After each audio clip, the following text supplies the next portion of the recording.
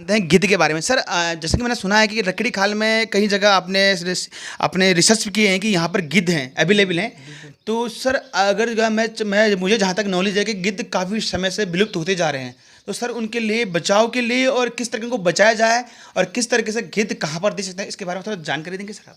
बिल्कुल, देखो गिद्ध हमारे यहाँ जो उत्तराखंड में गिद्ध समाप्त हुआ 1987 85 से, जब से हमें कीटनाशक का प्रयोग हुआ है जी तब से समाप्त हुआ। लेकिन हमने बिल्कुल इस पर ध्यान नहीं दिया। 1991 में ठीक हमने ध्यान दिया कि गिद्ध तो समाप्त हुए, क्योंकि अचानक ही 1991 में आपने 90-91 में गिद्ध दिखाई देना लगभग बहुत कम दिखाई दिए। जी लगभग 90% की प्रजाति 91 में समाप्त हो गया। जी सर। तब हमें ध्यान आया कि गिद्ध समाप्त हो गए, सारी प्रजाति समाप्त हो गई। लेकिन तब भी हमने गिद्ध को बचाने तो किसी ने कार्य नहीं किया, पूरे उत्तराखंड में, भारत में मेरे ख्याल से। जी तो ऐसा तो मेरे को लगता नहीं, अगर किसी ने किया होगा तो। उसके बाद जब गिद्ध समाप्त हो गए तब धीरे धीरे धीरे धीरे इस समय लगभग 99% समाप्त हो गए। तो मैं 2010 से, वैसे 2008 से मैं गिद्ध में जो देख रेख था तो 91 से देखता था मैं। जी लेकिन 2010 से मैंने गिद्ध बचाव में भी कर दिया, क्योंकि जहाँ पर मेरा स्कूल है उसके काफ़ी दूर एक पहाड़ी है, वहाँ पे गिद्ध थे। जी तो उसको बचाने में 2-3 अड्डों में जहाँ पे कुछ गिद्ध की मात्रा संख्या थी, तो उनको बचाने में मेरा आसपास के बहुत से गाँव में सहयोग लेता हूँ कि आप कीटनाशक का प्रयोग ना करें, क्योंकि कई बार हमारे यहाँ क्या होता है, सुअर मारने के लिए कीटनाशक का प्रयोग करते हैं। अगर किसी की गाय या मवेशियों को बाघ मार देता है तो ये बाघ मारने के लिए भी कीटनाशक का प्रयोग करते हैं। दूसरा, इनके लिए भोजन की कमी सबसे मुख्य कारण है कि अब लोगों के जो मवेशियों की संख्या होगी धीरे धीरे कम हो गई, कम होती जा तो रही है। गिद्धों को भोजन के लिए अब, पहले तो काफ़ी था, लंबा सफ़र तय करना पड़ता है। कहीं कीटनाशक युक्त अगर इन्होंने मांस खा दिया तो निश्चित तौर से इनका बचने का संभावना क्या रहती है, बहुत कम रहती है। तो उस अड्डे में इस समय थोड़ा वृद्धि हो गई, पहले कम थे, बीच में भी कीटनाशक से 15-16 गिद्ध मरे थे, एक साल 4 मरते, सब काफ़ी मरते रहते हैं। तो मैं आसपास के लोगों को बोलता हूँ कि गिद्ध का प्रजनन दर बहुत कम है, ऐसा नहीं है कि हर साल करे।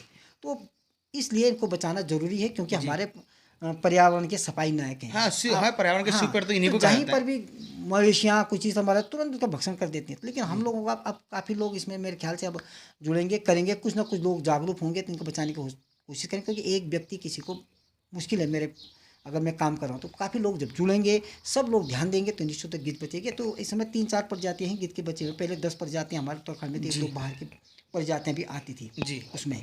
तो तब 10 हो गया, 8 प्रजाति, लेकिन 1-2 प्रजाति बाहर से आ जाता था तो यहीं पर रहता था वो। तो जी, तो सर कहीं न कहीं ये सरकार का कर्तव्य भी बनता है कि इनको बचाया जाए।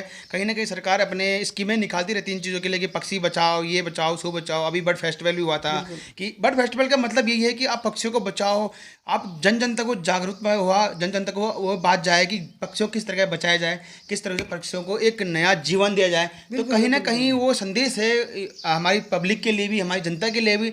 लेकिन हम ये चाहते हमारे उससे ये होता है कि सरकार सर मैं चाहूँगा कि पहले आपको सरकार ने कहीं से आपको फैसिलिटी मिलती है इस चीज़ में? ना ना, सरकार की तरफ से उत्तराखंड में तो मेरे ख्याल से किसी को भी नहीं मिलेगा इस तरह से काम करने वाले वो। जी। हो सकता है किसी को मिले, लेकिन नहीं तो देखते सर ये सब स्वयं सरकार। अपना अपना खर्चे से करते हैं? हाँ जी, अपने अपने खर्चे से मैंने 26 साल से गोरैया संरक्षण को किया, चाहे गिद्ध संरक्षण हो, चाहे पक्षी बचाओ। अब मेरा पक्षी बचाओ अभियान चलता है कि पक्षी जी किस प्रकार से बचे, कौन से पक्षी विलुप्त होने के कगार पर है, क्योंकि उसकी कौन सी प्रजाति। ऐसा अब कई लोग मेरे को पूछते हैं कि कौन सी प्रजाति, इसका नाम क्या है, फलाना क्या है। देखो, नाम से कुछ नहीं है।